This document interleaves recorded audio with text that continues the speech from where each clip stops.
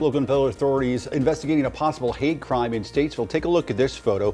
It comes after a doll was found hanging by a rope above an election sign for Statesville City Councilwoman Doris Allison. The property owner near the intersection told police that they believe that it was placed there intentionally to target and intimidate Allison. Statesville PD now working alongside the FBI to investigate. The new CMS police chief is outlining his vision just days after being sworn in. Chief Jonathan Thomas, a CMPD veteran, says his top priority is keeping students and staff safe at schools. He's bringing new drills, daily safety checks, and helping implement a clearer emergency response plan. It's called I Love You Guys. Thomas says building trust with families is key, so police are seen as partners, not just enforcers.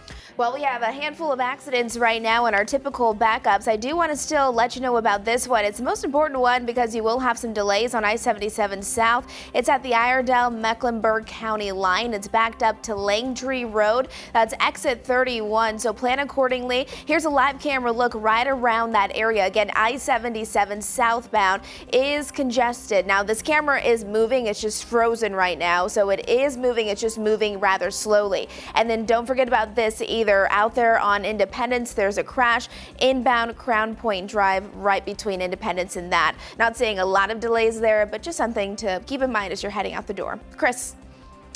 Thanks a lot, Majestic. Real quick, we have the upper 80s over the next 3 days, then simmer down and lower to the mid 80s as we transition over to fall into next week.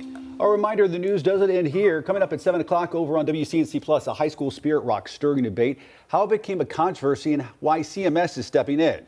And CMPD warning about a new phone scam. Plus, state and local leaders retrace Hurricane Helene's path, how far recovery has come, and why officials say there's more to do. That's all starting in just a few minutes at 7 on WCNC Plus.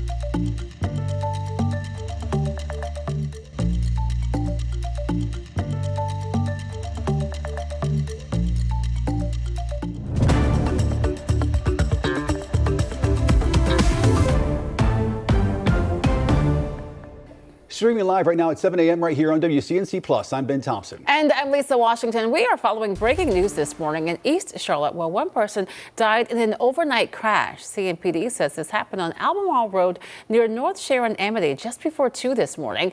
Right now, there is no word on what caused that crash. CMPD asking folks to avoid that area while they investigate. Majestic will have much more about how that's impacting your morning commute coming up in just a moment. But first, let's go ahead and check in with Chris and a look at your weather impact forecast on this Thursday.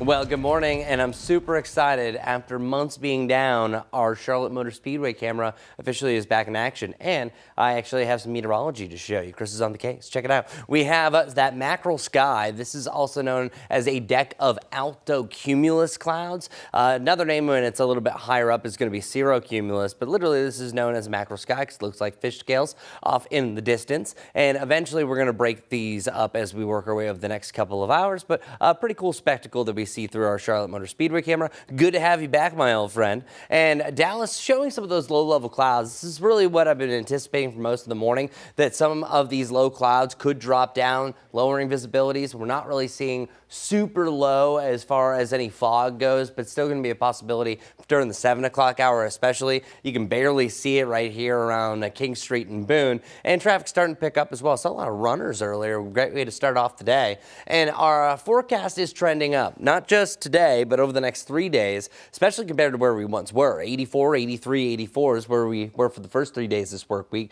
Now we're jumping up to the upper 80s going forward. So yeah, it's a big difference there. So similar lows really over the next several days, and we have the lower to the mid 60s for the most part, but 62 is where we should be, and our highs and lows are actually dropping by about a degree every 3 days or so on average over the next month. So this is actually going to be a well above average trend once you get to about day 7. It's also officially been approved pool days starting tomorrow and Saturday. Today you can even throw it in, but not as many people going to the pool on a Thursday, and a lot of them are closed, but the BTPI showing that it's perfect for any sort of water play. JT asked us to set up this big inflatable pool that we have. Well, we're going to do it this weekend because you're going to run out of days like this. A lot more 70s will take over before you know it, but not right away. So enjoy the warm up while we have it.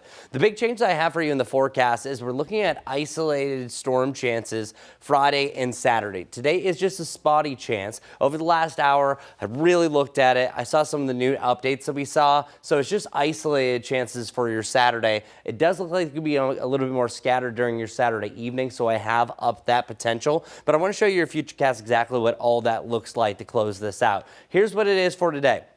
Barely a chance for a spotty shower. I'm talking about 90% of us stay dry, 10% of us see rain, and if you do see rain, it should be pretty light and slight, not last too long. Better chance during the evening right along the Tennessee border. But by tomorrow, we're starting off on the sunnier side. Could have a little bit of fog from place to place, but we're seeing a better chance for some scattered activity, especially up in the high country. That's where that 20% is really factoring in. But watch your Saturday. Saturday is really interesting. We have widespread storms further off towards the west, but we also have some storms to start to greet us heading in from the east. So it's really in between here. So I think most of the day, just fine. Great for a pool day, outside play, whatever you're doing. It's just by the evening we have a better chance for storms really from each direction, closing in on the Charlotte area. But again, I think most of the day is trending to be dry. Real quick, an update on Tropical Storm Gabrielle. At this time yesterday, it was officially Tropical Depression number 7. Now it actually has a name. And Gabrielle, over the coming days, is going to turn over to Bermuda. This is not an effect to the United States. We're not going to see a change that could steer it back into the U.S. And the best news I have for you, it looks like this is going to be a complete miss of Bermuda, indirect impacts such as some dangerous surf and rip currents, but that's the direction that you want to trend. Jerry Hunt Supercenter 7-day forecast showing the hottest days today, tomorrow, and Saturday. After that, we're back to the mid 80s on Sunday. Great home opener for the Panthers and a great fall day as well. Lower to the mid 80s, still feeling that summertime humidity into the middle of next week. 7 o'clock hour can always be wild in the traffic world. Majestic and I both know. Let's see how it is right now. It's a wild one. Again, we have a handful of ongoing ongoing wrecks, unfortunately. I-77, I-85, those delays are also starting. No accidents right there for I-77 inbound or I-85 inbound, but as you can see, lots of icons popping up. I do want to take you north because this is where we do have a problem. It's on I-77 southbound between Iredell and Mecklenburg County line. It's backed up to at least Langtree Road. That's exit 31. So if you typically drive this way, traffic is moving. It's just going to move a little slower. So keep this in mind. I've seen those cars back up quite a bit, and then they'll move, and then they'll back up again. So fluctuating at this point. I'll keep you up to date until it's completely cleared. Also, we're following this an ongoing crash. It's been ongoing for a while now. However, I'm noticing still a lot of green. When we have green, it means that cars are still moving right around it. But a lane was recently blocked. I think they're clearing it at this point. It's on Monroe Road near Richland Drive. And then to the south of that, on Independence, there's an ongoing wreck near Crown Point Drive. And then just not too far away from that, a crash there on Sardis Road and Crown Point Drive. So getting very active at 7:05 right now. We'll have another check on those area roadways coming up around the next 10 minutes or so. All right, Majestic, thanks. Well, we've got some new information on that tragic, deadly shooting that killed a 4-year-old boy in his sleep yesterday. WCNC Charlotte's Richard Devane now live at the Mecklenburg County Jail with an update on the case. And Richard, just in the last few minutes, we're learning police have made an arrest. Yeah, we've heard through a source that police have made 4 arrests this morning. Ben, good morning to you. Good morning, Lisa. Good Thursday morning, everyone.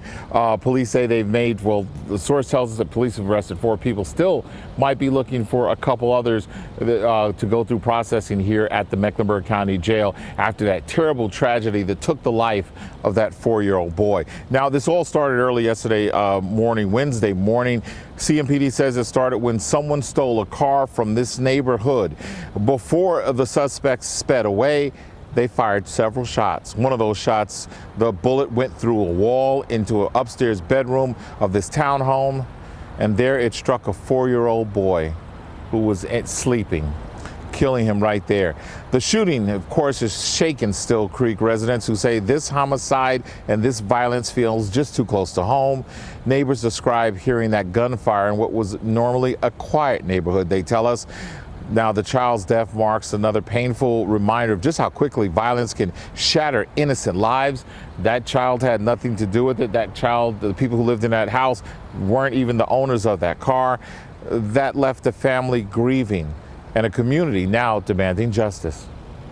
This is big on the same day, different neighborhood, similar event on the same day, so it's kind of, my mind is not at ease right now.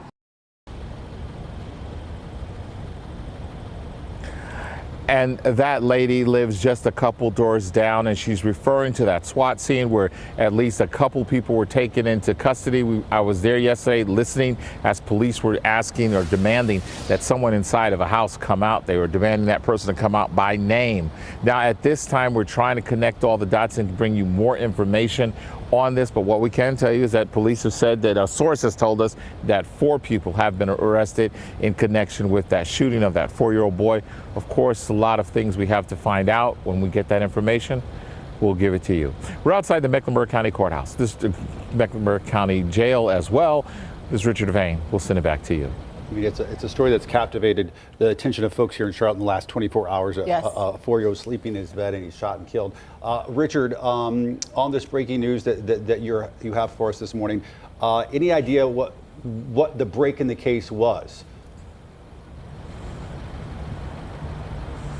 Well, I mean, the most important thing is the fact that they sped off in a car. There's a lot of ring security cam footage that you just saw we had. There's also the fact that they were in that car that was stolen. So there's evidence, fingerprints, whatever, inside the car. And then, as police know, and I'm not going to tell exactly the details of that, from what you know about police officers, they get one little break, which could be the car. Then they find and it leads to other things and other information. Get one person to start talking, and then you get these other arrests as well. Hopefully we'll get some more information from police this morning. All right, Richard Devane, thanks so much for that report. Up next, right here on WCNC Plus, the fallout continues over Charlie Kirk's assassination. Details on the shocking suspension of a late-night talk show host.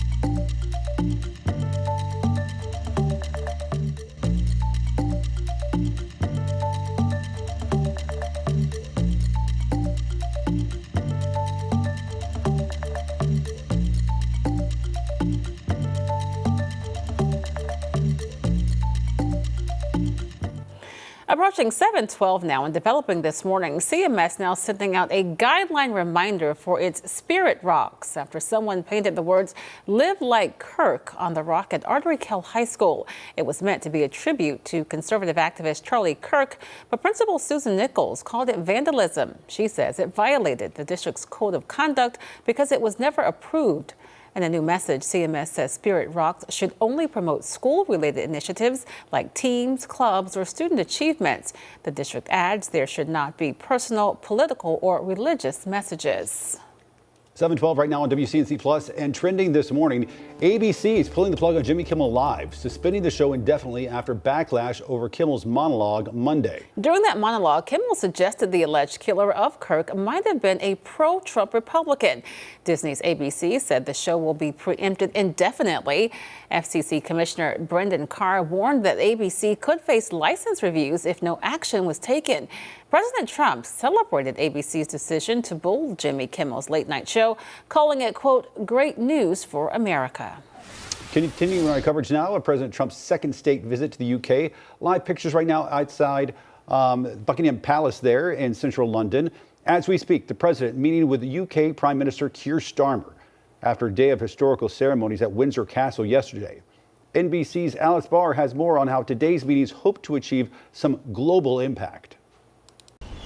Good morning. Today, some of the pressing issues that have been lurking in the background of all the royal splendor take center stage as President Trump meets with the UK Prime Minister, with foreign wars and trade topping the agenda.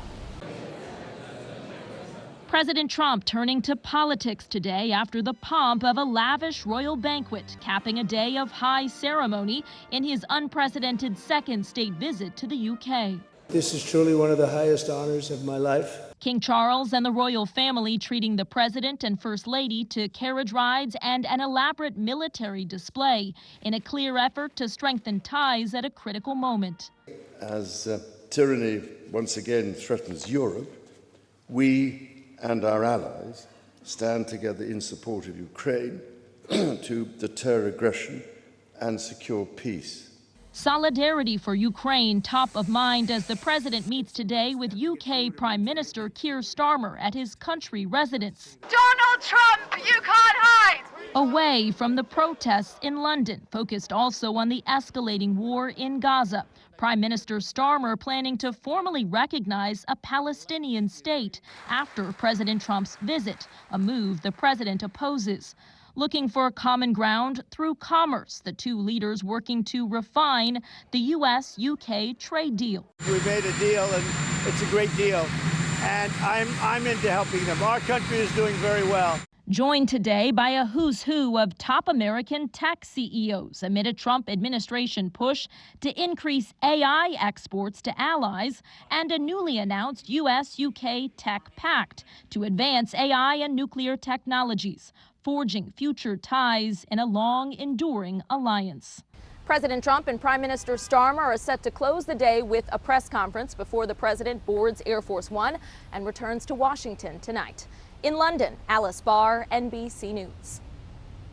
Coming up here on WCNC Plus, Majestic has the latest on your morning commute.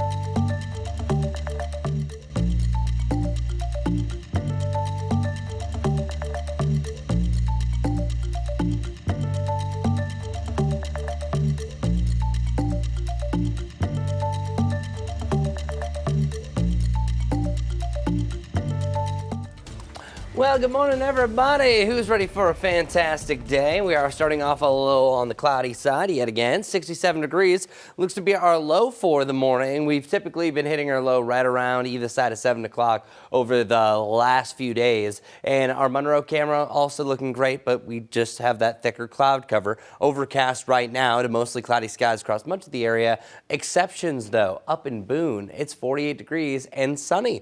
Beautiful start to the day. There's been a little bit more fog up there, but you can see everything's fine right along the App State campus. So what a delightful beginning to the day. This is what I'm talking about. Now, going forward, we are anticipating a big time warm up, and it starts today. The new normal is 82. Well, we're at 87. Gonna have a mix of cloud and sunshine, so we'll be at a little bit cloudier at times, but we're first breaking the clouds open for a little bit. And I want to focus in on the Ghost Peppers in the near term, because today is actually the last game of the regular season. But the good news is Ghost Peppers are actually going to the playoffs if you don't follow them. So the last game at 6:30, it's going to be great weather for it. I think that we're rain free. At most, just maybe a sprinkle could join you heading into the evening. But your Gastonia forecast for tomorrow, 89 degrees. But what's this? Didn't I say baseball was over? Well, on Saturday and Sunday are actually the first 2 games of the 5-game series for the playoffs. So playoffs game 1, if you still haven't gone, might as well root them on in their prime, right? It's going to be light winds, but there is a storm chance. However, I think most of the area is going to be staying dry at this point. So if you have any Saturday evening plans, that's most likely going to be your highest chance for storms over the next few days. And game 2, definitely going to be staying dry. Start time for that is right around 4 o'clock. Winds around 10 miles per hour, staying dry with temperatures starting off in the mid 80s, ending in the upper 70s. Go Ghost Peppers. Welcome back to the playoffs. Let's get over to Majestic, see how our morning commute's looking. All right, good morning, everyone. This is a new accident. It's now just popping up. A lane is blocked because of it. It's on Eastfield Road at Sweetfield Drive, so we'll continue to keep a close eye on that one for you. Otherwise, I do need to let you know about some bigger problems out there this morning. Taking a look at my map, we have a handful of accidents, not just that, but we have our typical delays as well. Most of the accidents are east and north and south of Uptown. Not seeing big problems out west, though. Still following this is going to be on I-77 South at the Iredell-Mecklenburg County line. It is backed up to Langtree Road. That's exit 31. We are seeing improvements, though. There's a live camera shot, the latest update from this camera. Again, this line has been kind of going longer and then getting shorter, so the road is actually moving. It's just moving a little slower than it should be for this time of the day. And then we've been following this one as well on Monroe Road. A lane is blocked because of this. It's near Richland Drive. Minimal impacts with that one. To the south of it, we're following this on Independence Boulevard near Crown Point Drive. And then just to the south of it, another accident that has not been cleared yet. It's on Sardis Road and Crown Point Drive as well. So following that, we'll have more coming up here shortly. But for now, let's send it over to Larry. Hi, this is Larry Sprinkle. It's Thursday. On this day in history, we actually look to the skies. It was September 18th, 1947. The U.S. Air Force was formed right here on this day in history. Some interesting facts. The budget is $180 million a year. Active duty members, 321,848. And in the Air National Guard, 105,104. Saluting those who serve us every day, protecting the United States. The United States Air Force formed on this day in 1947. And that's on this day in history. I'm Larry Sprinkle. All right, check this out. A special opportunity for anybody visiting the nation's capital over the next couple of weeks. For the first time ever, the original documents for the full Constitution and amendments are on display alongside the Declaration of Independence. NBC's Tom Costello has a sneak peek of the display. Inside the rotunda of the National Archives Museum, history on full display. We the people is us. It's me, it's you. For the first time ever, the complete United States Constitution and every amendment is out for visitors to get an up-close look at the work of America's founding fathers. This Constitution's a mess. So it needs amendments. It's full of contradictions. So is independence. The new temporary exhibit includes the rarely displayed fifth page, signed by the man who became America's first president. You can come here, look at George Washington's signature. He was the president of the convention. That instruction for states on how to ratify the Constitution now sits in elaborate and very heavy airproof glass displays. The idea is that this will preserve the document for 100 years. Also now enclosed for the public to view, the 11th through 27th Amendments, which include topics like voting rights, equal protections for citizens, and the abolition of slavery. The Constitution wasn't written for me, but I'm in the Constitution now. Shirley Westbrook brought her grandson Rodney to the archives for the first time on Tuesday. You can't learn it all of it in the classroom. And that's exactly what the team at the archives is hoping visitors will take away. It shows that our country is evolving, and it shows that these are living documents that are still relevant to our country today. The two-week exhibit comes at a time of hyperpolarization when some may think America is more divided than united. Given everything that's happening in our country right now and the political climate, having a direct personal connection to this document is really important to me to understand what it means and just to be in the presence of really the foundation of this country and what our democracy is. All of it as the United States prepares for a major milestone next July, marking 250 years since the Declaration of Independence. A nationwide celebration with fireworks, sporting events, and a massive festival on the National Mall. For now, back inside the archives, an important history lesson for visitors of all ages. This is what got it going. This is what kicked it off. I'm really glad that we got to see it because that's a real big piece of history and that we should all learn about. Well Pretty said. cool. Yeah, maybe it can spark some renewed patriotism. We could certainly use some of that. Use that, right? All right, let's go to live pictures right now over Uptown, courtesy of our view cam right now. Stand by. More news, weather, and traffic come your way right here on WCNC Plus.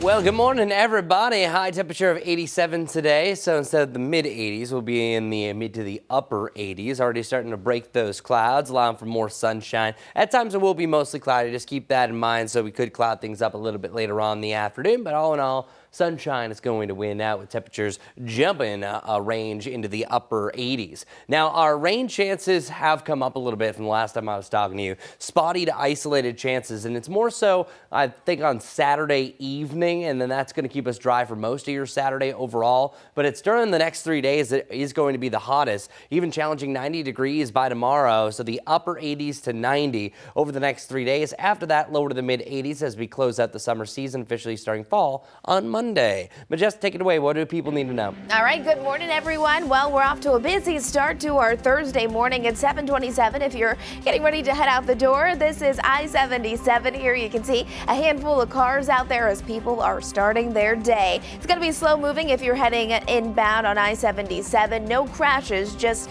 a lot of people all heading in the same direction. Still following this right here, it's an accident on I-77 South between the Iredell and Mecklenburg County line. It's backed up to Langtree Road at exit 31. We're going to be following this for you on WCNC Plus. See you there soon.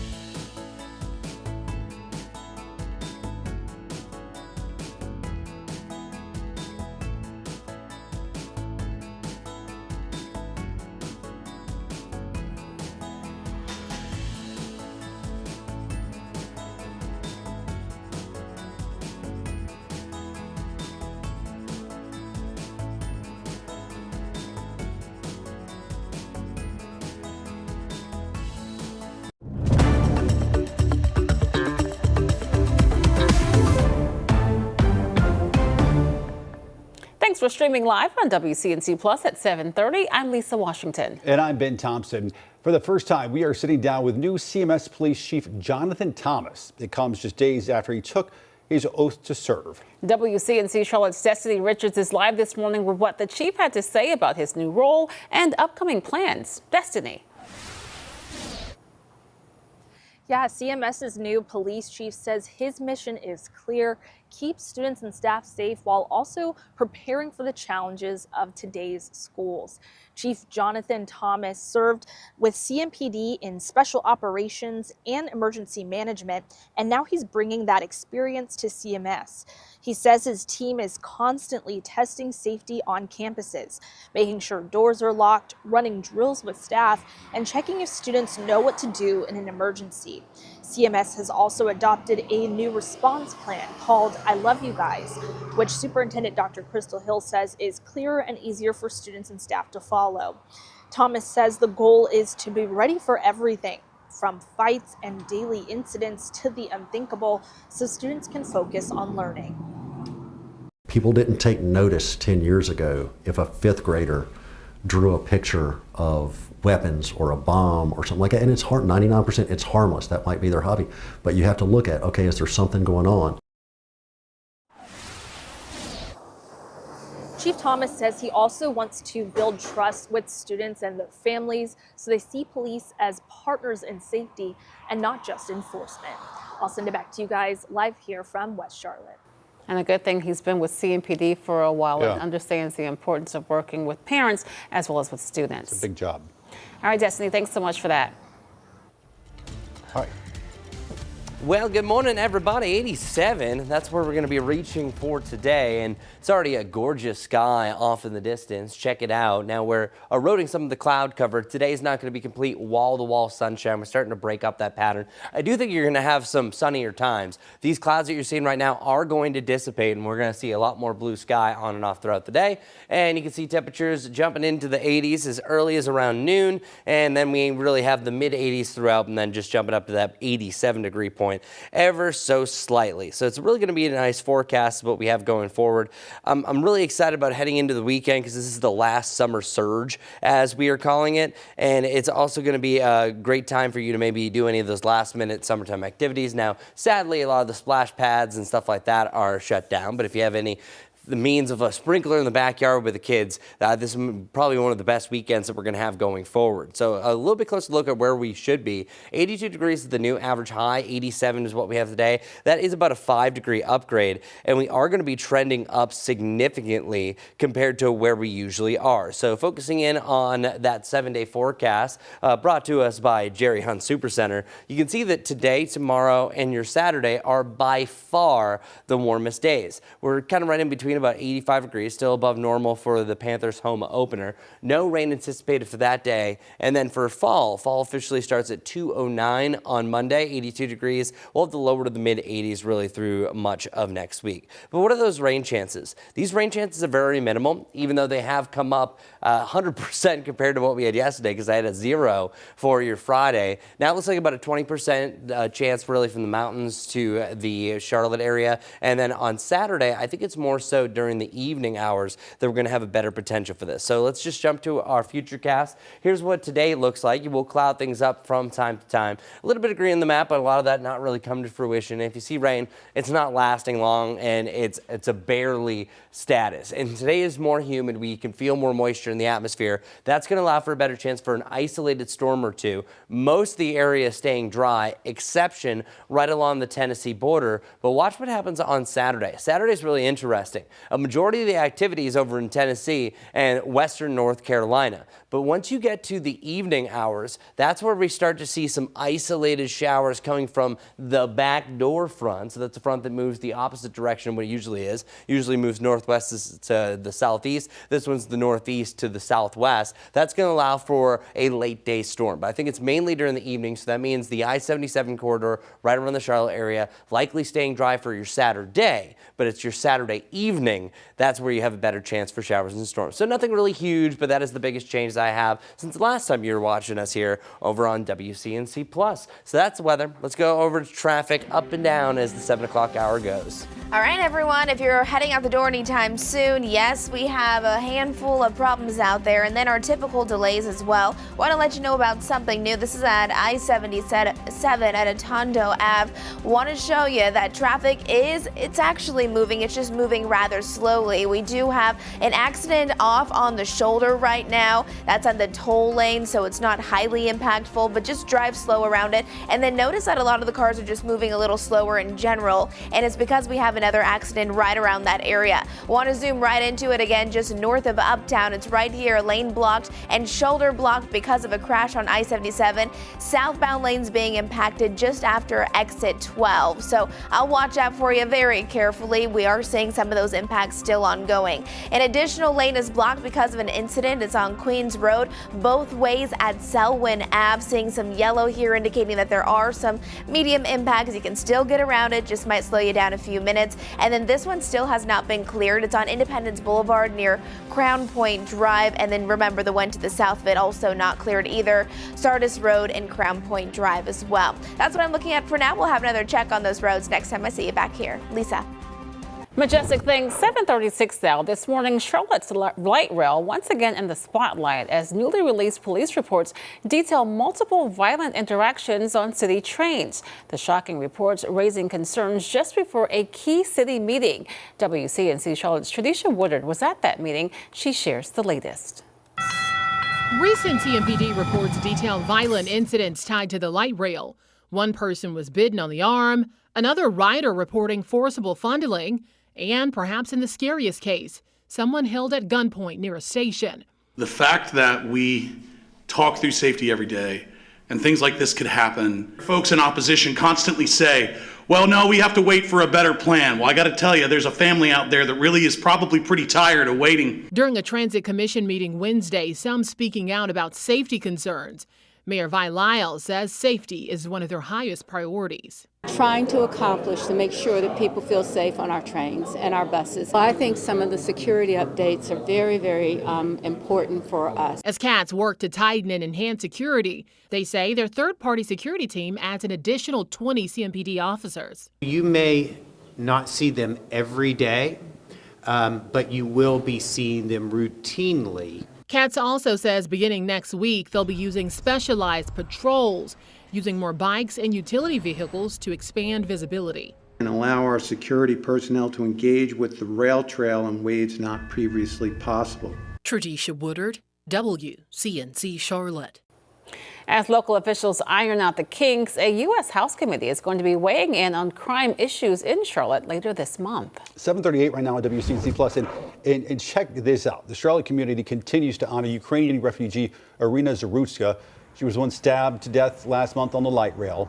Take a look at this mural recently painted by Teo Outdoor Gallery in Noda. As you can see, it features her image alongside the colors of Ukraine flag. The gallery is an open air space where murals are constantly changing. So while this one is powerful, it's only temporarily and it will eventually be painted over, which a lot of folks probably think is unfortunate, but that's part of what makes it special as well. Touching tribute there. For sure. Coming up, the Fed cut interest rates, but will you be able to notice that in your daily spending? We'll talk to shoppers next.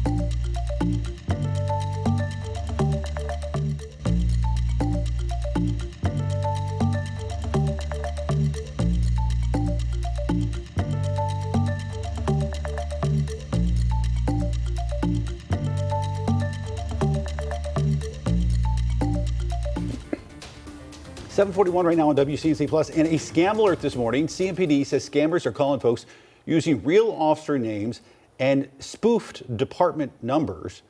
They claim that that they have a warrant for you, demand money, and use threats to scare you. Remember, CMPD they're never gonna ask you for any sort of payment or personal information over the phone. So if you are unsure, if it seems a little suspicious, hang up and you can call 311. This morning, the markets reacted to the Federal Reserve's first rate cut of the year. Take a look at the futures right now. You can see the S&P, the Dow, and the Nasdaq all up. Again, this is the futures market. This move indicates concerns about a slowing job market now outweighing ongoing worries about inflation. Policymakers decided on a quarter-point cut to the central bank's benchmark rate, bringing it down to 4%. Earlier here on WCNC Plus, Washington, D.C. correspondent Karen Kafa joined us to provide more insight on the decision. We've seen some statistics in recent weeks that indicate that the labor market is slowing down, which is something that anybody who's been looking for a job in the last year or so could have told you. But there are only a handful of sectors right now that are contributing to job growth in the United States. And so the Federal Reserve needs to turn their attention to that. Now, Powell told reporters this afternoon. Of course, the main question is how it's going to affect your money. Shoppers say they're relieved but still feel the pinch in their wallet. Linda Baccaro reports. Everything is highly priced. Emilia Jordan hopes to buy a new car soon, but says auto loan interest rates are driving her away. I mean, I would like to eventually. I feel a bit deflated in today's economy, honestly, like it's not going to be a possibility for me. Although today's quarter-point drop from the Federal Reserve is welcome news, credit card interest rates are averaging more than 22% as of May. Shoppers tell us their purchasing power is limited. I pay cash or my debit card I use. It's rates are too high. I know that the credit card interest rates are very high, so that's why I don't use them. Maybe if they were lower, I might. Sarah Rathner is with NerdWallet. She says credit card borrowers may want to look into offers for a balance transfer credit card. These are cards that allow you to move debt from an old card onto this new card. And the new card has a promotional 0% interest rate for a set period of time. We often see ones for 12 months to nearly 2 years.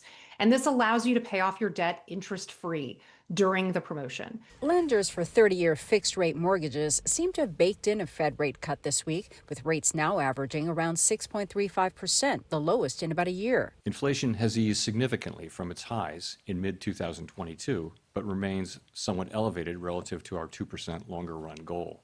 Marcia Galan says she'll consider selling her home only if rates continue to drop. Something that I do think about.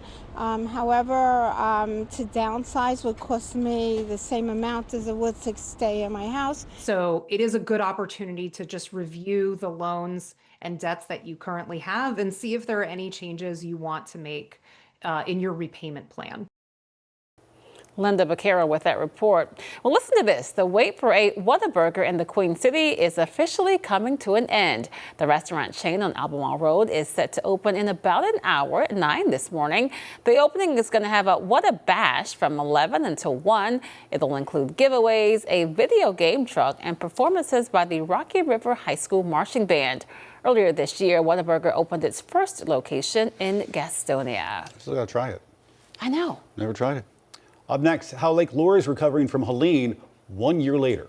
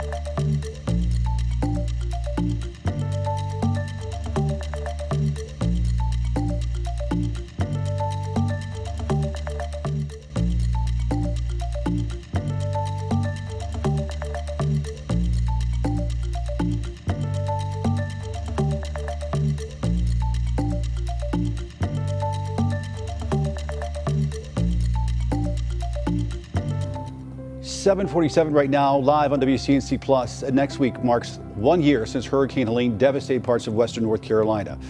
Yesterday, federal, state, and local leaders retraced the storm's path, highlighting the recovery progress as well as the challenges that still remain. WCNC Charlotte's Miles Harris was on the ground with those officials in Lake Lure. He has more on their reaction to the progress that's been made. You can still see the impacts left from Hurricane Helene throughout many parts of western North Carolina, including Lake Lure. And the latest visit from both local and even federal leaders, not just reminding us of that anniversary since that storm, but also showing us the progress that's been made by this community. Seeing what our staff as well as the other agencies we've been working with have been able to accomplish in this amount of time is very, very encouraging. From restoring the Lake Lure Dam to the work to reopen public spaces like the beach, leaders say progress is visible, but long-term recovery could take years. We had old infrastructure pre-storm, of course, but the damages that were incurred due to the storm have exacerbated all needs for our infrastructure. We're in it for trying to be helpful and to make a difference. That's where federal funding can play a huge role. The U.S. Environmental Protection Agency toured landmarks in western North Carolina Wednesday, including the Lake Lure Dam and Moores Park, not only marking 1 year since the storm and the progress made, but to get perspective into what else is needed to build back normalcy. There's a lot of big projects going on right now that are going to take a long time, and not only the EPA, but the Corps of Engineers and FEMA, we're all working together. We like to call it cooperative federalism. To try to help solve problems, and it's clear that there's still a lot of problems here, so we want to do our part to help. And for many people here in western North Carolina, the anniversary of Helene is a reminder for both what was lost, but also a sign of hope. And for leaders, they say that their focus now and their mission is to make sure that those recovery efforts also lead to that long-term resilience. In Lake Lure, I'm Miles Harris, WCNC Charlotte. They've made so much ground over the last year, but still a long road to travel. And we are now getting further and further into hurricane season, and we have our first named storm since late August. It's been a while, really a big lull there. Tropical Storm Gabrielle, the newest update was at 5 a.m., 50-mile-per-hour winds. Needs to get up to about 74 for it to become a hurricane. It's going to take its time. Doesn't have the best environment for rapid intensification at this moment, but once it gets a little bit closer to Bermuda, we are anticipating this to be Hurricane Gabrielle, even trying to jump up to Category 2 strength. The best news I have for you, this curve is well east of Bermuda, so there's going to be indirect things such as dangerous rip current and dangerous surf, but luckily we're not talking about a direct impact, because that was a possibility, especially the way things were trending yesterday. And this is a 0% chance of affecting the United States. Of course, rip currents, a storm could be 1,000 miles out in the Atlantic, and we still could have some dangerous surf right along the Outer Banks, especially, but the Carolina coastline. So that's the only thing that we have to worry about, at least in the near term. Real quick, here are some of the historic tracks that we've had from previous Gabrielles. So Gabrielle has actually happened 5 times in history, and this Gabrielle's version, the 2025 version, is going to do what most of them have done. It moves out to this part of the Atlantic and then moves back out to sea. Now, there were a couple of landfalls, such back in 2001, that crossed Florida, but it was really a minimal effects. So now that we officially have storm number 7, and that happened on September 17th yesterday, you can see that we're still 2 weeks behind schedule and about a week behind of where we were last year. Now, of course, we're talking about the anniversary of Helene. That was on September 24th. I do not see any Umbertos forming in the near term, but it was this time last year that we really started to see a break in the action. Are we going to see that again? Well, there's a possibility. There's another wave that we're watching, but that isn't until day 3 to 7 of the forecast. Another one off the African coast, but realistically, that wouldn't be in effect to the United States until about 10 to 14 days from now. So it takes a while. And any tropical waves that we're seeing, I would really want to watch in this zone, not per se for this wave, but once things start to align. And one of the biggest killers of the development of any sort of tropical system, these are really fickle creatures, they need everything to stack up, is called wind shear. And that wind shear profile is actually starting to trend up a little bit. So that is going to allow for breaking up of that formation, but eventually we are going to see a transition back to a quieter environment as far as really a ideal push for maybe some rapid intensification. So I think it's really heading in October October is going to be a better chance for any of that activity. As for right now, it's 67 degrees, more clouds and sunshine. We'll see those clouds break steadily through the morning. High temperatures in the mid to the upper 80s. Coming up, I'll have your full 7-day forecast showing you the changes you can expect heading into the weekend, but that's your tropical update. Now here's your traffic update. Let's get to it. Want to let you know about the latest things that I'm watching for you for your Thursday morning commute. It's 7:52 right now, and you can see all of the icons popping up, meaning that we have some problems outside. We do have our typical delays now currently in place, but I want to show you I-77 at LaSalle Street. Between LaSalle and Atondo, we have an accident that is backing things up. It's on I-77 specifically where the crash is. Southbound lanes at LaSalle Street. That's exit 12. So keep this one in mind. Whenever we have red, that just means traffic is moving very slowly. Stop and go traffic, so you can see how far it extends. We now just have those delays both northbound and southbound on I-77. Also want to talk about a newer accident. The lane is blocked because of it. It's on Queens Road, both ways being impacted, and then at Selwyn Ave. So you can see some yellow here indicating that there are some impacts with that ongoing crash. Once we move to the south, I want to show you 485, the inner loop there out towards Matthews, slowing things down, stop and go traffic, no accident there, just a lot of people out on those roads. This is still active though on Sardis Road and Crown Point Drive, still seeing mainly green, so cars are getting around it. Just take it easy for your Thursday morning commute. 7:53 now, and trending this morning, Cardi B is putting the pregnancy rumors to rest. The rapper said in an interview on CBS Mornings that she and her NFL boyfriend Stephon Diggs are expecting a baby. This will be baby number 4 for Cardi B. The announcement comes ahead of the highly anticipated release of her second album, Am I the Drama? She also recently announced an arena tour, Little Miss Drama, that will kick off in February. It includes a stop in Charlotte. Also, the Strong Museum of Play is out with the 12 finalists for this year's Toy Hall of Fame. The Hall of Fame was founded in 1998. So far, 87 toys have been inducted. This year's lineup includes Battleship, Catan, Connect 4, Furby, Star Wars lightsaber, and Tickle Me Elmo. Now you can vote for your favorite finalists beginning today through September 24th. It's actually 12 total to vote from. I was checking it out. Yeah, including snow. You're very invested in this. What did you learn about snow? It's just snow. Just snow. Okay, so it's just because like very basic. One that was inducted about 15 years ago was just ball. Okay, I mean. Hey, I had a great time with ball as a kid. They can be rudimentary. Yeah, that's fair. That's fair. I can't believe those are finalists, so I guess that means some of them will not make it. I guess not. I mean, these toys have been around for so long, you would think some of them would already be in the Toy Hall of Fame. But I do feel like my nieces and nephews do not know those toys. Like what they're doing now is definitely not Tickle Me Elmo. Really? Fair. No. My kids know Connect 4. I don't know if that's saber, they know that. The lightsaber. Yeah, the lightsaber. All right. Interesting. All right, folks, keep it right here. Live pictures right now over Uptown, courtesy of our View Cam.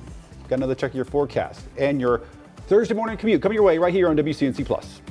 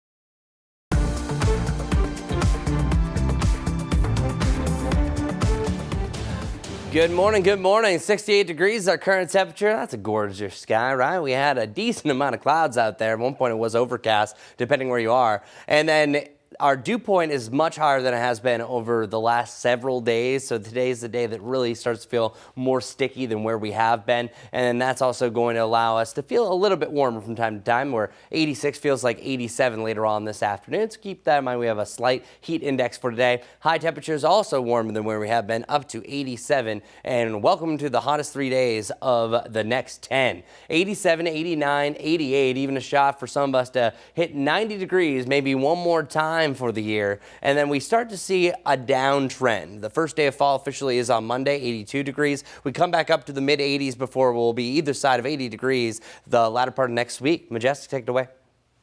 If you're heading out the door anytime soon, we have our delays that are building. I-77 inbound, we have I-85 as well. We're used to that, but unfortunately, we are following some accidents out there. Want to show you I-77 really between LaSalle Street and Atondo Ave. That's where we do have slow-moving traffic. We have a crash right here on I-77 at LaSalle. That's exit 12 there. It is in the toll lane, though, and it's off to the side, so most of us can get through the accident. However, the delays are definitely ongoing. We'll have more on this coming up on WCNC Plus in just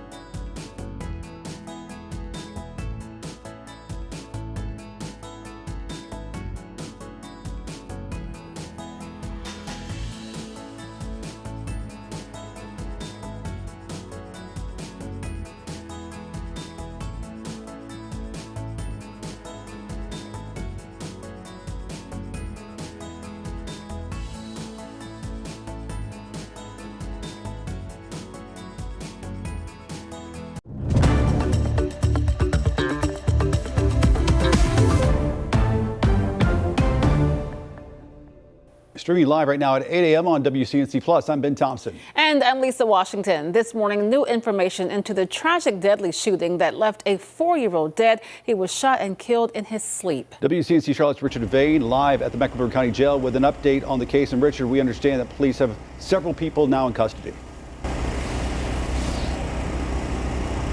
Yeah, several people in custody, Ben. We're told basically from a source that they've made arrests in connection with that shooting of that 4-year-old. Of course, we'll get more information in just a little bit, but we can tell you this is bringing some sort of relief to people who live in that community.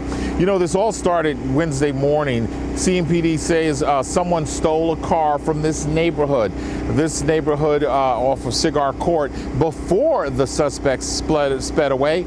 Police say several shots were fired by them. One of those bullets went through a wall into an upstairs bedroom. That bullet struck and killed a 4-year-old boy who was sleeping at the time. Now, you can understand that shooting has shaken folks who live in that Steel Creek community. They say violence feels all too close to home. Neighbors described hearing that gunshot in what they say is normally a quiet neighborhood. The child's death marks another painful reminder of how quickly violence can shatter innocent lives, leaving a family grieving and a community demanding justice. This is big on the same day. Different neighborhood, similar event on the same day, so it's kind of, my mind is not at ease right now. as you can well imagine. You're seeing scenes from a SWAT situation that just happened about a mile up. Reports were that they were looking after or chasing a car that matched the description of that car that was stolen. That right now police are saying they still have to get more information to give us an update. At last check, just when we get those updates, we'll let you know exactly what they're saying. But of course, the more we find out, the more we'll let you know, and we'll leave it at that. We're right here outside the Mecklenburg County Jail. This is Richard Devane. We'll send it back to you. And Richard, just to be clear, you're saying getting this information from a source that some people are ready, but they may be looking for others?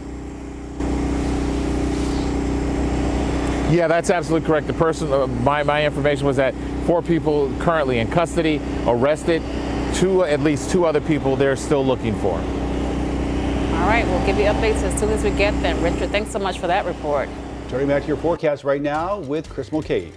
And welcome to a beautiful mackerel sky. These are those alto cumulus clouds. As they rise up, they actually turn into cirrocumulus. So 2 clouds to mention to start off the day. And it's going to be a breathtaking view, I think, on and off as we work our way through the next few hours. So get outside and enjoy it. 68 degrees current temperature. This is our warmest start to the day that we've had in 12 days. It is still a little bit chilly right around the Boone area. It's very similar for you, at least, up in the mountains. But for the greater Charlotte area, definitely a much warmer start. Check it out. Our current visibility's not too bad where we're focusing in over here on Monroe. We don't have any active cameras to really show off the lower visibilities between Boone and Morganton, but that's where we're seeing a little bullseye. Some parts of the mountains, especially some of the valley areas, are dealing with some patchy, dense fog. Here's Dallas, looking gorgeous over here as well. You can see a little bit of the mackerel sky in between as we break up this deck of clouds, and eventually we'll see a lot more blue sky before more clouds potentially could roll in a little bit later on. Today's pollen report, soon we'll be able to close the book on this, but ragweed, pigweed, plantain, sweet gum, and mold spores are the highest count. Mold spores are on and off a high range, pretty much 365 for us, and of course 366 on a leap year. Over the last 3 days, we've had 83 and 84 degrees for our high temperatures. Well, today we move up a range into the upper 80s just barely, so mainly hanging out in the middle 80s for the middle of the afternoon. 87 in Charlotte, 88 for you in Lancaster, and feeling great. Mid to the upper 70s up in Boone. Speaking of, good morning to you, King Street. It has been a gorgeous start for you. We did have a little bit of fog I saw here in the streets about an hour ago. Things are looking a little bit better for you. And our lows trending really anywhere from 63 to 66 degrees over the coming mornings. Not too bad. By tomorrow and heading into the weekend, this is your last shot. Because after this, I think we're going to be a lot cooler. Now, you can still set up an outdoor pool and the sprinkler for the kids in the 70s. They can tolerate the cooler temperatures. But if you like the hotter days to spend down at the pool, we have a maximum for this time of year, the BTI, the Ben Thompson Pool Index, Ben approved pool days. So enjoy it. We have the upper 80s for your Friday and Saturday, just a slight chance for rain. These isolated rain chances, I did have a scattered on Saturday. I took a big step back on this because I don't think we're really going to see too much. Because check it out, our futurecast, barely a little blip of green. I think this really translates to maybe a darker cloud. You might see a light rain shower up in the mountains. And that's where we're going to focus most of the activity, right along the Tennessee border, right through here. Watch. For your Friday, once you get to the early afternoon, popping up a few showers and thunderstorms. And then once you get to Saturday, that's where we're seeing most of the activity in the western Carolinas, close to Asheville, over in Tennessee, and up into the Kentucky area. And then either side of Charlotte has showers and storms closing in to conclude your Saturday and also into your Sunday morning. But I think this is mostly going to be a Saturday evening rain chance overall. So our extended forecast is really pointing up overall. I'll have your full 7-day forecast as well as a look at the tropics coming up here shortly. But the 8 o'clock hour is a new set of problems for traffic. Let's get over to Majestic. Good morning, everyone. Let's give you an update on those roads before you head out the door. I-85, we're seeing those delays inbound. No wrecks, just more people heading towards maybe the uptown area. I-77, if you're coming in from York County, it's a similar setup here. Still following an accident on I-77. It's really at LaSalle Street right here. It's in the toll lane, so it's not impacting a whole lot of people. It's been off to the side. We're starting to see some clearing. However, as we're looking at that area specifically, you can still see all of the red. So southbound lanes, I-77, specifically right around LaSalle Street. That's exit 12. Get ready for those delays here up and down I-77. Just to the south of Uptown, we're still following this ongoing wreck. It's right here. A lane is blocked because of it. It's on Queens Road both ways at Selwyn Ave. To the east, just a little bit, you can still see the accident out towards Matthews that I just talked about not too long ago that has cleared. However, 485, the inner loop really from Mint Hill out towards Matthews, will be a bit congested. No ongoing wrecks there. To the north, also following this lane that's blocked because of a crash. It's on Hickory Trace Drive and Pence Road. And then finally, this one here, another lane is currently blocked because of a crash on John Russell's Road at McLean Road. We'll have another update coming up here shortly, but for now, Ben, over to you. 8:07 right now, happening today, your chance to eat some really good food, thank a police officer, and help a good cause. The annual Tip a Cop event hosted at Texas Roadhouse restaurants across North Carolina. Here on WCNC Plus, we learned how all the proceeds go to Special Olympics North Carolina. When you support Special Olympics North Carolina directly, we're helping more people with intellectual disabilities get off the sidelines and get into the game. And it makes a huge difference for the quality of life, and whether that's socially, physically, with their mental and physical health. We have programs for all of that. So your support really does go a very long way. I love it. Catch more of that conversation all day right here on WCNC Plus. Up next, the new opportunities and services for small business owners right here in Charlotte.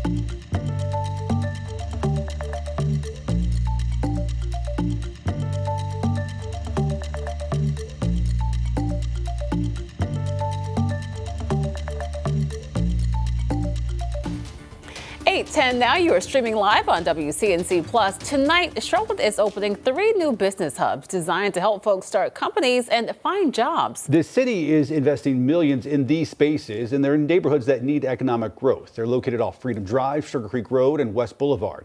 Joining us this morning is Erin Gillespie. She's the executive director of the city's Corridors of Opportunity program. Erin, good morning. Good morning. All right, so what exactly can somebody get at one of these, say, hubs that they can't get elsewhere? Because I know evidently each hub is going to offer a different kind of service.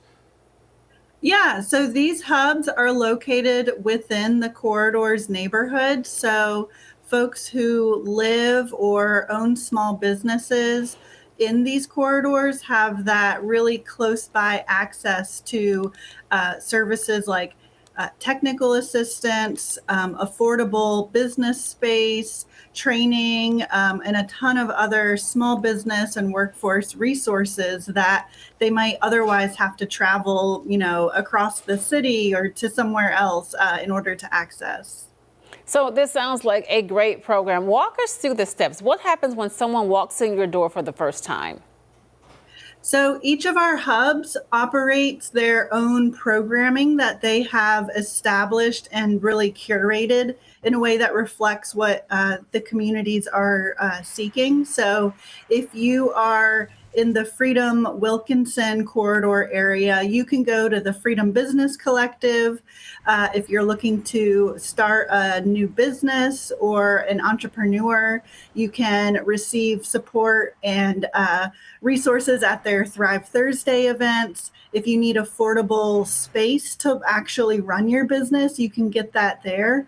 Or if you're looking for other types of services, all of our hubs are also interconnected, so they can take you and help refer you to a different hub, say the NEO Foundation off of West Boulevard, who is really doing great work for small businesses and nonprofits looking to really grow and expand their business.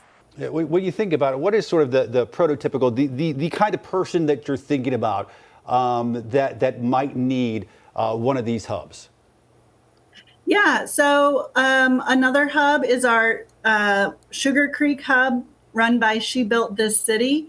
And so this is an organization that is really helping women getting into the construction trades industry. So these hands-on, really supportive courses that end up, you get a certification, you get these really important skills, and then you're able to immediately get paired with employers and find a job that has a long career path within that industry. And so that might be a single mom who is struggling to kind of find that career growth and that pathway to success. They can go to the She Built This City Opportunity Hub and receive that training, those resources, as well as wraparound services, childcare, making sure they're really set up to succeed. Wraparound services definitely needed, especially you mentioned childcare. Erin, what would you say sets you apart? How is this different from other job training programs here in the city? Our 6 hubs, one in each corridor, are all run by organizations that are, the experts in providing, really good, high quality small business, entrepreneurship, workforce development services. And so it's the folks who across Charlotte's ecosystem are really doing that best work. And so this opportunity, this program, the Opportunity Hubs, has now put them into the corridors. And so the residents and small businesses there have that direct access right within their own neighborhood. And finally, what is in your mind, what do you think is the barrier, the biggest barrier you're removing by having these hubs in these corridors of opportunity? Yeah, you know what? Charlotte has a lot of opportunity across the city, but when they don't reach all the way into the neighborhoods that need those services and resources the most, that's a huge barrier. It's just that access. If you can, get this kind of training and skills development, right in your own neighborhood, your backyard, essentially, down the block, that really helps make it a lot easier, and it sets you up for more success. And that's what we're really excited about showcasing tonight. Very exciting. Those open houses at those 3 hubs starting tonight. Erin Gillespie, thank you so much for coming on. We appreciate it. Thanks, Erin. Yeah, my pleasure. Thank you. All right, coming up, Chris is going to have a check of that weather impact forecast. It says the humidity is coming back today. Stay with us.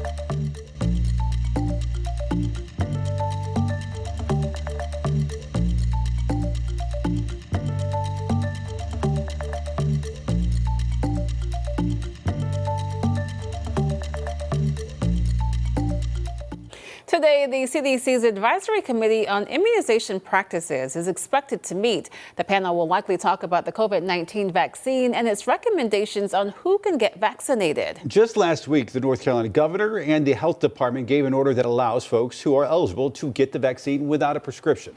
But will that last? WCNC Charlotte's Megan Bragg verifies.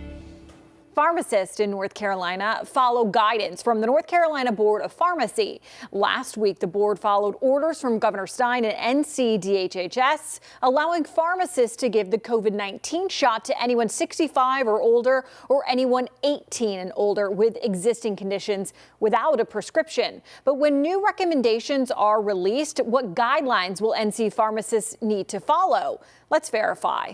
Our source is the North Carolina Board of Pharmacy. Greg Dees, pharmacist and owner of Oakhurst Pharmacy and CVS. Both Dees and CVS tells us they are giving the COVID-19 vaccine to those who are eligible without a prescription. But when the ACIP meets, the board says they will take a look at those recommendations. Really, at the bottom line, determines which vaccine, what ages, what are the indications. The board also states many pharmacists have asked the board to waive the ACIP recommendation requirement. However, the board cannot do this because it's required by the Pharmacy Practice Act and would need a legislative amendment, not board action. So there are lots of moving parts to this. When the ACIP meets, we will know more about the guidelines and what pharmacists will be able to do when it comes to giving the COVID-19 shot. But until then, pharmacists in North Carolina are allowed to give the shot without a prescription if you qualify. With your Verify, I'm Megan Bragg. Thanks a lot, Megan. Well, let's get ready for not just any September 18th. It's also National Cheeseburger Day. I know you enjoy it. And then for dessert, you can have some red velvet cake because it's National Red Velvet Cake Day. And I don't know what you're going to do with bamboo, but it's World Bamboo Day. Just decided I have 3 bars. I had to fill them up somehow. 87 degrees, mixed cloud and sunshine. It's a cloudier start for a lot of us, but we're starting to break those clouds slowly but surely. Should be a much sunnier afternoon. But just at times, just note, just as we've had this morning, you are going to have some on and off thicker clouds. Over the next 36 hours, we have some spotty showers across the Carolinas. Most likely, we're staying dry. I'm talking about 90% of the area staying dry. Tomorrow is a slight change, especially along the Tennessee border. If you're watching from the mountains, my friends, you have a decent shot at rain starting as early as 2 o'clock tomorrow, and it'll be on and off throughout the day. Meanwhile, Charlotte could see a passing shower, and that's it. Our Jerry Hunt Supercenter 7-day forecast, though, has temperatures in the upper 80s, not just today, but also for your Friday and Saturday. Friday even has a shot at 90 degrees. I brought it down 1 degree. We're going to be very, very close. And this is an important time because I think this might be our last shot at 90. If we don't hit this, this will actually be one of the earliest last 90-degree temperatures that we've had in Charlotte history on record. So, and looking forward, we're also seeing at the back end of the forecast that it's going to be a delightful one for the Panthers game. And then your fall forecast looking good, lower 80s. So coincidentally, that is the coolest one. Once you get Monday officially at 209, we're calling it the fall season, y'all. Our tropical storm update, we have Gabrielle in the middle of the Atlantic. This is not an issue for the United States, just letting you know that she's going to be out there. And she's mainly going to be hovering around this strength, if not a little bit weaker, over the next 2 to 3 days. It's not until really by the end of the weekend that we started to see a ramp up back to hurricane, or actually reaching hurricane strength, heading into your Monday and Tuesday, even a chance of reaching around Category 2. But again, not effect to land, even just a miss of Bermuda as well. So trending in the right direction. Up next, we have Umberto and Imelda, but none of those expected to form over the next 7 days. Majestic, what do we know about your morning traffic so far? Let's start with those drive times. We're looking at 52 minutes if you're coming in from Salisbury, about 30 if you're coming in from Belmont. So yes, we are starting to see more of those actually get longer and longer. We also have a lot of icons popping up here on my map. Lots of ongoing wrecks. I want to show you I-77. This is at Clanton. You can see cars are moving, but boy, there are a lot of cars out on those roads. No problems out that direction. Now I-77 south at LaSalle Street, that's exit 12. That's what we've been talking about now for the last 30 minutes. minutes because there is still a crash. It's in the toll lane though, so be careful there. Otherwise, I-77 up and down it. You can see traveling all the way from South Carolina through Uptown. It's going to be slow moving at this time. And then this ongoing crash is still active. It's an incident on Queen Street Road, actually Queen Road, both ways at Selwyn Ave. So seeing some yellow, meaning that there are still some impacts there. And then I just wanted to show you 485, the inner loop right there. A lot of red as well. So from Mint Hill all the way through Matthews, no accidents, just stop and go traffic currently. And then this here, I want to give you a final update on it. Lane blocked because of a crash. It's on Hickory Trace Drive and Pence Road. Still seeing those impacts there, so take it easy for that Thursday morning commute. We'll have another final check on those roads coming up here shortly. Majestic, thanks. All right, check this out. A bear had shoppers scrambling inside a Dollar General store. This happened in New Jersey. The black bear, you see it there, somehow got inside that store and started roaming the aisles. One customer saw the bear and tried to steer it out. Here's a look at that wild scene. You got a back door here somewhere? Come on, this way, come on. I have no idea where your back door is. He's going through the front of the store. Clear the front of the store. And there was one woman that was still in the aisle and looked like she was still shopping. And I had said, you know, there's a bear in here. She goes, yeah, I know, he swiped at me. And I'm like thinking like, why are you still shopping?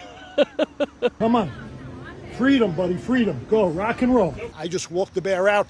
When I got out, the bear looked around, saw people, and decided he wanted to go back into the store. I then grabbed one of those yellow shopping carts. I put it in front of myself, and I bumped the bear to try to get them out, and the bear resisted a little bit. Brave, my goodness. Well, the bear finally got out. Unfortunately, authorities had to put it down. The animal is being tested for rabies. Oh, that took a turn. Yeah, I wasn't expecting that. Poor guy. This is just sad. Poor, because you sit there and you look at it, and it's like, in that space, probably should not be, and probably in a desperate situation. I'm sure a lot of confusion and, you know, what's going on. I've got all these humans around. Just, I don't know. Poor guy. All right, well, we're going to take a quick break, but keep it right here. There's a lot more to come on WCNC Plus. We'll have another update on weather and traffic, the mid-80s to upper 80s today, Chris says. Majestic's going to have a check of your morning commute, and we'll have the day's top headlines at 8:30.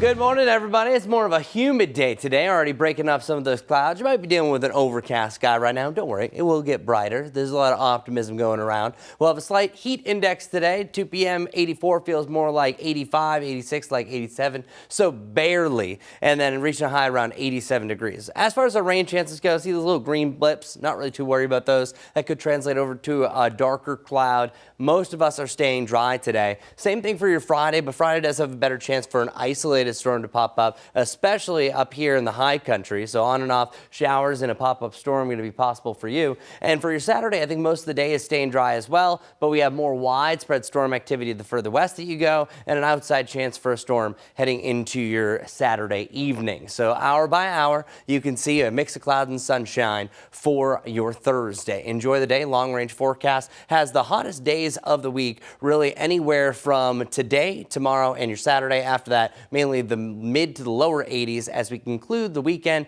and head into next week. Let's get over to Majestic for your traffic report.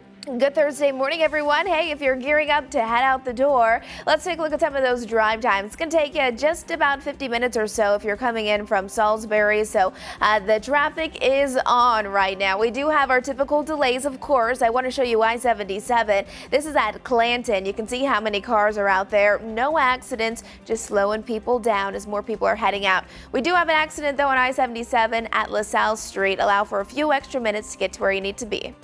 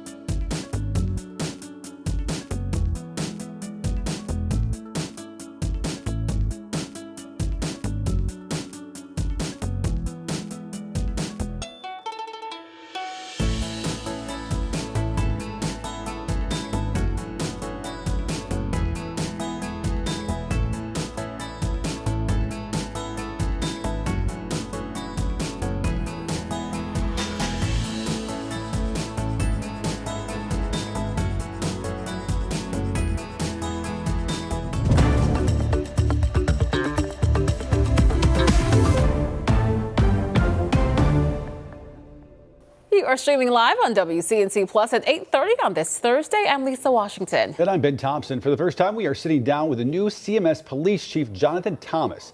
It comes just days after he took his oath. WCNC Charlotte's Destiny Richards is live this morning with what the chief had to say about his new role and the upcoming plans. Destiny. Good morning. CMS's police chief says his mission is clear. He wants to keep students and staff safe while also preparing to tackle the challenges facing today's schools. Now, Chief Jonathan Thomas spent years with CMPD in special operations and emergency management, and now he's bringing that experience to CMS. He says his team is constantly testing safety on campuses, making sure doors are locked, running drills with staff, and checking if students know what to do in an emergency. CMS has also adopted a new response plan called I Love You Guys, which Superintendent Dr. Crystal Hill says is clearer and easier for students and staff to follow. Thomas says the goal is to be ready for everything, from fights and daily incidents to the unthinkable, so students can focus on learning. People didn't take notice 10 years ago if a fifth grader drew a picture of weapons or a bomb or something like that. And it's 99% it's harmless. That might be their hobby. But you have to look at, okay, is there something going on?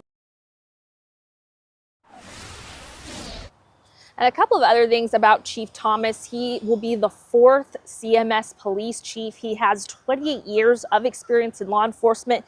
This includes leading on presidential visits, inaugurations, and Hurricane Helene relief efforts. He also said in the interview that he acknowledges CMS is a big district to keep safe and secure, but again, he just wants to lead with compassion and empathy when it comes to, meeting face to face with students.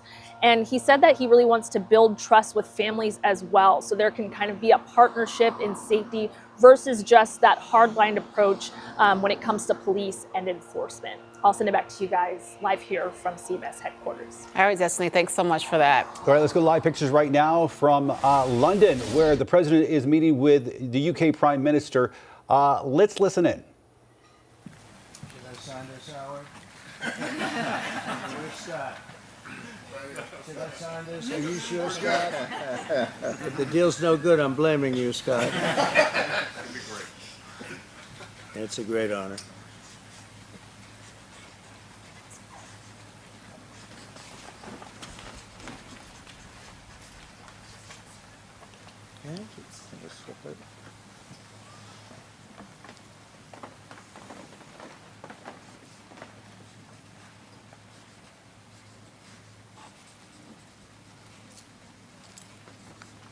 Okay, hold that up. Yeah.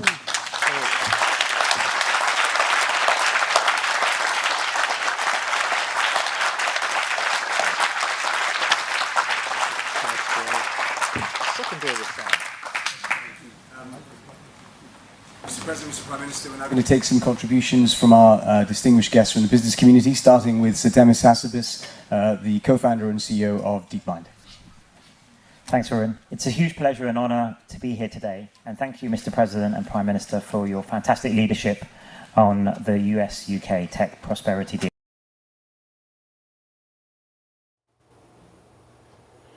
Well, that's unfortunate. I know, we were hoping to hear more. Just when it started getting good and the questions were being asked. And unfortunately, the screen froze. President there ending what's been a 2-day trip to the UK after quite the time yesterday at Windsor Castle. Let's go ahead and check in with Chris. He's got a look at your forecast. Well, I guess I'll do weather here in the United States. We have some passing clouds. It's been a decent morning. Overall, a cloudier one, but here's the big picture. We have multiple fronts on the board, multiple lows, but nothing that's really affecting us in the near term. Eventually, you're going to have some fronts try to wedge in a little bit closer, and we'll see some up rain chances. Our current temperature is right about 68 degrees in Charlotte, 64 in Concord, and 65 over in Wadesboro. Compared to just 24 hours ago, this is a much, much warmer morning. The only exception, the only place that we had clear sky, because the clear sky maxes what's called radiational cooling. That's going to amplify your cool down, and those clear skies allowed us to drop down to the upper 40s in the mountains. Meanwhile, clouds are like a morning blanket, atmospheric blanket. That's why I was up to about 5 to 7 degrees warmer across much of the greater Charlotte area. 82 is the new average high, 87 where we're going to reach today. And it's all in all going to be a pretty decent one, but I am noticing a significant difference as far as how we're going to feel, because for the first time we're really talking about humid air once again. I don't have any more brown bars, and that's representing that, hey, it's comfortable, it's very dry, don't worry about it. No, we're going to be around that sticky range over the next 3 days. And the good news is, at least when we're talking about the hottest temperatures, we're not talking about the most humid air, because that'll be more of a significant heat index. But you really start to see these values amplify getting into the middle of next week, even though temperatures are going to be trending down overall. So that extended forecast really has the hottest 3 days over the next three, 87, 89, 88. If we hit 90 degrees on Friday, that's where you're going to have a big deal, because that potentially could be our last 90-degree day of the year. Now, if we don't do that, then it means that August 18th was our official last 90-degree day of the 2025 year. So our fall, or our transition over to this new season, is going to be 82 degrees on Monday, lower to the mid-80s through the middle of next week. And going forward, we really don't have too much to mention. There are a few rain chances on and off here and there over the next several days, but I think it's really going to be on Saturday evening you have a better chance, and then a better chance for rain up in the mountains. So here's what it looks like. Our next 36 hours, you're going to see a passing shower or two. I think most of us stay dry today. Better chance for rain up in the mountains, and it's really iffy what we see heading into your Saturday, but there's a chance that we could have some storms to end the day. That's everything you need to know about the forecast. Let's get over to Majestic, see what you need to know for your traffic report to start off the 8:30 half hour. All right, let's do it. Well, we are still seeing a lot going on across those roads. It's 8:36 right now, so if you're just turning on the stream and waking up and starting your day, this is kind of the thick of things when we're looking at traffic. Around 30 minutes if you're coming in from Matthews, over 30 if you're coming in from Belmont, over 50 minutes from Salisbury though. And then we do have those delays. I-77, I-85 starting to see more red pop up still along 485 here. This is I-77 near the Uptown area. You can see lots of cars out on those roads. They are still moving. This is just one of the captions that we're getting from one of our live cameras here. No problems out that direction, but we do have some issues there on I-77 South right here on LaSalle Street. That's exit 12. We've been talking about this for a while and it's since not cleared. It's been an ongoing issue for really over the last 45 minutes or so. We're seeing those delays up and down I-77. Again, no major concerns for areas south of Uptown, and then 485, the inner loop specifically, all of that red stop and go traffic out towards Matthews, Mint Hill. If you're taking Independence inbound right now, seems like it's flowing just pretty typical at this point, much of the same if you're taking Monroe as well.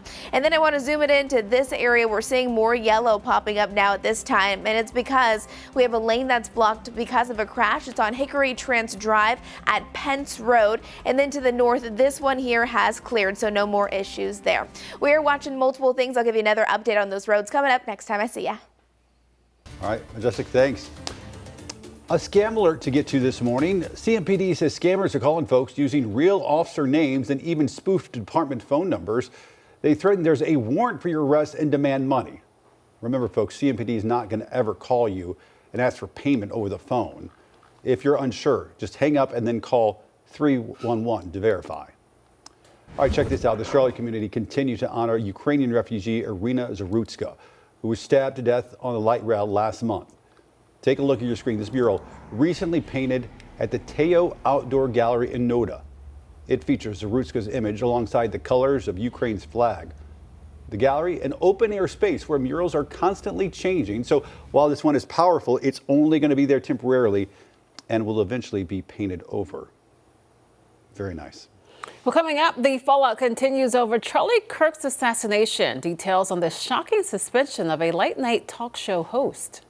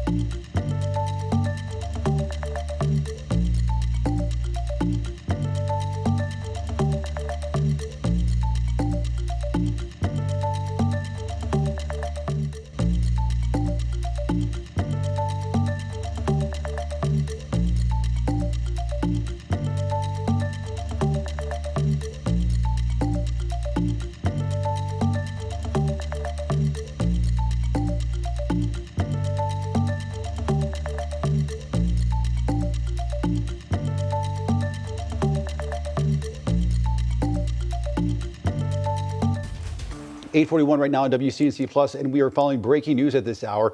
We are now able to confirm the identity of one of the suspects charged in that deadly shooting of a 4-year-old boy in a Steel Creek townhouse. Take a look. Angelo Hudson, charged with first-degree murder. CMPD says he was arrested just before noon yesterday. We're just now getting confirmation of that. Still working to confirm other arrests made in connection to this case. As soon as we learn more, we'll keep you posted. Developing this morning, CMS now sending out a guideline reminder for its spirit rocks after someone painted the words "Live Like Kirk" on the rock at Ardrey-Kell High School. It was meant to be a tribute to conservative activist Charlie Kirk, but Principal Susan Nichols called it vandalism. She says it violated the district's code of conduct because it was never approved. In a new message, CMS says Spirit Rock should only promote school-related initiatives like teams, clubs, or student achievements. The district adds there should not be personal, political, or religious messages. 8:42 right now on WCNC Plus and trending this morning. ABC pulling the plug on Jimmy Kimmel Live, suspending the show indefinitely after backlash over Kimmel's monologue Monday. During that monologue, Kimmel suggested the alleged killer of Charlie Kirk might have been a pro-Trump Republican. Disney's ABC said the show will be preempted indefinitely. FCC Commissioner Brendan Carr warned that ABC could face license reviews if no action was taken. President Trump celebrated ABC's decision to pull Kimmel's late night show, calling it, quote, great news for America. This morning, the markets are reacting to the Federal Reserve's first rate cut of the year. Take a look. This is the futures market. Now you can see it's all in the green. The Dow, the Nasdaq up by several hundred points there. Now this move indicates concerns about a slowing job market now outweigh those ongoing worries about inflation. Policymakers decided on a quarter-point cut to the central bank's benchmark rate, bringing it down to 4%. Earlier here on WCNC Plus, Washington, D.C. correspondent Karen Kafa joined us to provide more insight on the decision. We've seen some statistics in recent weeks that indicate that the labor market is slowing down, which is something that anybody who's been looking for a job in the last year or so could have told you. But there are only a handful of sectors right now that are contributing to job growth in the United States. And so the Federal Reserve needs to turn their attention to that. Now, Powell told reporters this afternoon the Federal Reserve. All right, coming up, nearly a year after Hurricane Helene, we'll check it back in with a rescued pet who really became a symbol of hope.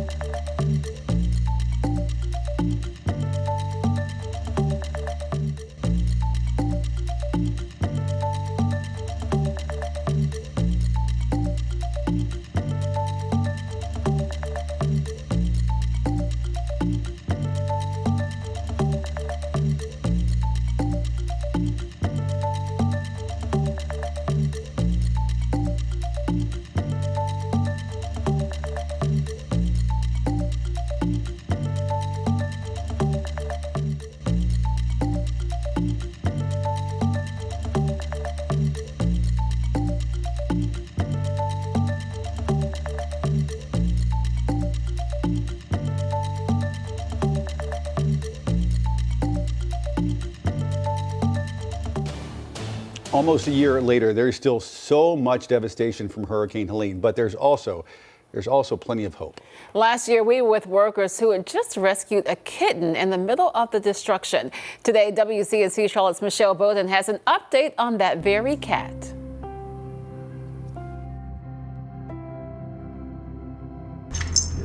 Meet Stormy. Well, her name is Stormy because we think she was born during Helene. We were in Swannanoa near Asheville days after Helene hit, working with volunteers from Samaritan's Purse and Lowe's when one of them discovered a newborn kitten. Amid all the destruction in the area, signs of hope. Workers just rescued this tiny kitten and they're about to send him to the nearby animal hospital. Laurel Weller, a Lowe's spokesperson, was there with us. There was just a lot of sadness, but walking up, seeing the Lowe's volunteers mucking and gutting this house with Samaritan's Purse, just so much hope. It was energizing because we were dealing with so much destruction around us. And standing there as the PR person, I often am standing to the sidelines, don't have anything but my cell phone in my hands, and all of a sudden this volunteer just runs up to me and hands me this teeny tiny little ball of fur that barely fit in my hand. And it was just this moment of hope amidst all of this really heartbreaking destruction. The rest of the litter didn't make it, so the kitten was all alone. Laurel ended up taking her home. And so she had to be bottle fed. And let me tell you, bottle feeding is definitely an adventure. And we were bottle feeding her every 4 hours, so around the clock. And falling in love in the process. She just felt like this little nugget of hope that all of the things with Helene that we saw and all of the damage, that if we could just keep this little kitten alive. And for a long time we thought, okay, well, we'll just bottle feed her for a few weeks and then adopt her out because we already have 2 dogs and wasn't sure how that would go, but then we just fell in love with her. Stormy is the head of the household. She is thriving. She lives with us with her 2 Beagle sisters, and she has grown up. She's 13 pounds, so she's a very large cat, and she rules the roost. Michelle Bowden, WCNC Charlotte. I love Stormy. Great looking cat. Great looking cat. She's living a good life now. Great story, and had a much better ending than the bear story 15 minutes ago. Thank goodness. I mean, we report the news here. That's all we can do. Kind of what we do. Good for you, Stormy. All right, let's go ahead and get a check of your forecast right now. Chris, standing by. All right, and all happiness here too, and that's saying something when I'm talking about a tropical storm. And Tropical Storm Gabrielle is trending in the right direction to be just a fish storm. That means a storm that's not impacting land directly. Now, Bermuda could still have some rough seas, so it's not a complete miss. And we saw what Erin did to us here in the Carolinas just passing by. It's not going to be as extreme because this is nowhere close to where Erin ended up reaching, where Erin at one point became a Category 5 hurricane, the 43rd one on record. And Tropical Storm Gabrielle will continue this path, staying a low-end tropical storm, but it's not until the end of the weekend that really starts to ramp up, becoming a hurricane likely Sunday night heading into Monday, and then even starting to challenge Category 2 strength as it bends past Bermuda, and no effect again to the United States. But sometimes a storm like this can still be around Bermuda, causing some dangerous rip currents along the Carolina coast, so keep that in mind for the early part of next week. Here are other Gabrielles that we've had in the past. You can see how this one is also hooking out and eventually is going to follow the path that most of these have taken at one point. The only one that really was a significant threat to land was a Category 1 hurricane back in 2001 that crossed over Florida, and Tropical Storm Gabrielle also brushed by the Carolinas back in the 90s. Average storm dates. So officially we deemed storm number 7, the G name, Gabrielle, yesterday. That's September 17th. But that's still 2 weeks behind the normal September 3rd for our first G name of the season. And then as you can see, even at this point, we should have our I name. But like last year, I think that we're going to catch up for lost time, especially heading into the first part of October. October is still known for some epic storms, especially here in the Carolinas, so don't discount it quite just yet. This storm, though, if it does come to fruition, this little wave looks like it's going to follow a similar trend for the long-range models that Gabrielle did, but we're starting to see a lot more waves that we have to keep an eye on. Here's one down towards the south. Not saying that this is going to be a possibility, but it's these type of waves that all of a sudden, within a couple of days, days could realize, hey, this is going to rapidly intensify and turn into a storm, but you need a better environment, and we haven't had that. Storms hate what's called wind shear, and wind shear is a change of wind speed with direction and height, and that area of red has been in the Gulf really for the better part of this last month. But once you get to next Tuesday, that's where we change things significantly. This is a better environment. This means there'll be a free form, free for all. Water temperatures are warm enough for a lot of this to spin up. So especially next week, we have to start keeping an eye out over the next few weeks that something could develop anything in here. And we saw that Helene did that. Michael's done that in the past. October storm is what Michael was. So something that we just want to watch very closely. In the near term, it's 68 degrees, still holding on those clouds. We'll have a mix of cloud and sunshine. High temperature right around 87 degrees. We're actually dealing with the hottest days over the next 10. Today, tomorrow, and Saturday before we call it fall next week, and temperatures will be in the lower to the mid 80s at that point, still staying summertime humid. Let's get over to Majestic, see anything you need to know for your morning commute. Let's get to it. All right, want to show you I-77 and I-277. You can still see traffic is flowing all right for both locations. Not seeing any major slowdowns there, so that's some good news for us. Although we do still have a handful of ongoing wrecks, still lots of icons on my map. This accident still not cleared. It's on I-77 South at LaSalle Street. Remember, that's exit 12. The accident is in the toll lane. However, we do have a lot of red as people continue to take I-77 South inbound, so make sure you are preparing for that. You may want to allow for a few extra minutes to get to where you need to be. And then as we're looking over to just kind of the southern half of the viewing area, we're looking out towards Matthews, so just south of Charlotte. 485, the inner loop right here. That's where we do have just that stop and go traffic from Mint Hill all the way through Matthews. Again, I looked again to make sure there wasn't any crash. There is not. There is just a lot of cars on the roads. And then a lane is blocked right here because of a crash. It's on Hickory Trace Drive at Pence Road. That yellow's meaning that there are still some medium impacts there. And again, this one, I wanted to let you know that it's actually cleared. I've been talking about it for a little while as well, the one on Eastfield Road. So no more problems there. Drive times are starting to get more backed up. We'll have a final check on traffic coming up here shortly. Guys. Majestic, that sounds good. Do you know where you're going to have for lunch or dinner today? It is National Cheeseburger Day. YouGov ranks hamburgers and cheeseburgers first and sixth. Hamburgers first, cheeseburgers sixth among America's favorite dishes. To celebrate, McDonald's is offering a 50-cent double cheeseburger on the app. Burger King's Royal Perks members can get a free bacon cheeseburger with a $1 purchase. And White Castle has a buy one, get one free cheese slider deal with the code SAYCHEESE. Applebee's is serving any classic handcrafted burger with fries for just $8.99. By the way, Americans eat about 50 billion burgers each year. Again, had one just this week. I tell you, there's no matter how old you get, there's nothing that hits quite like a burger. Like a good cheeseburger. Really good one. French fries. Yeah, it's great. I think I like Harriet's at Optimus Hall. I was just about to say that. Harriet's is Ace pretty number good. 3 for me. Ace number 3 is another good one. I gotta try Ace number 3. Yeah. There's a couple of them. There's some good burger joints around here. I'm hungry now. Right? I could eat a cheeseburger right now. All right, let's go. That's right. All right, folks, keep it right here on WCNC Plus. Another check of your morning commute and traffic coming your way in just a few minutes.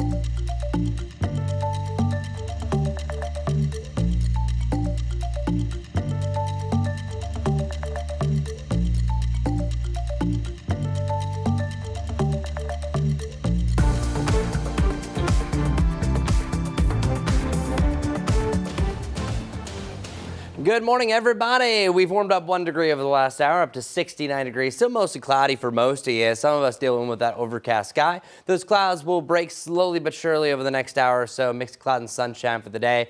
Big difference compared to the last few days. It's feeling a little bit more humid today and tomorrow, and really going forward. Our rain chances start to come up as well. Isolated chance for a shower or storm for your Friday, and then late day Saturday into Saturday evening. That 7-day forecast brought to us by Jerry Hunt Supercenter. Sea temperatures are the hottest over the next 3 days. A little bit cooler into next week. Majestic? All right, we're off to a nice start to the day. Let's get to those drive times. If you're coming in from Salisbury, it's going to take you over 50 minutes to get into Charlotte, so make sure you're planning accordingly. About 30 if you're coming in from Belmont. You can see this is I-77. It's moving rather slowly. This is specifically out towards Atondo as we've been following this ongoing crash.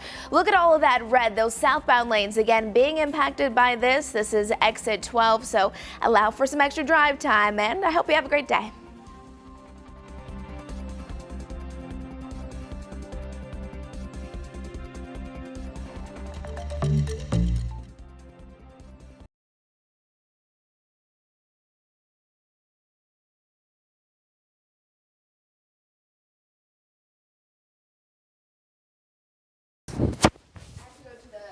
Real quick, so I got to use this computer. And then once I'm all done, then I'll be all done. Is that okay? If not, you can use weather too, because I got to get off of it. All right, let's do this. We got 1 minute. Yeah.